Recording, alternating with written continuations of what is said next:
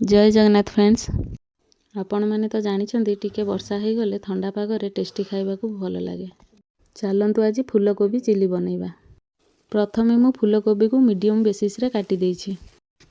मु एबे फूलकोबी रे बेसन, कॉर्नफ्लावर, कटा पियाज, अदा पेस्ट, रसुण पेस्ट, लंका गुंड, जीरा गुंड, हलदी गुंड, धनिया गुंड, टमाटो सॉस, लूण पकई देई भल भाबरे मिसाई देली। एबे कड़ाई रे तेल दे यही सब को छाणीदेली।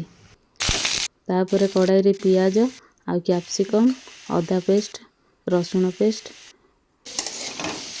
दे ताको भल भाबरे भाजीदेली। तापर लूण टिके पकईदेले, स्वाद अनुसार टिके लूण पकईदेवे। तापर फूलकोबी को पकाई तादरे टमाटो सॉस, चिली सॉस देके भल भाबरे मिसई देवे।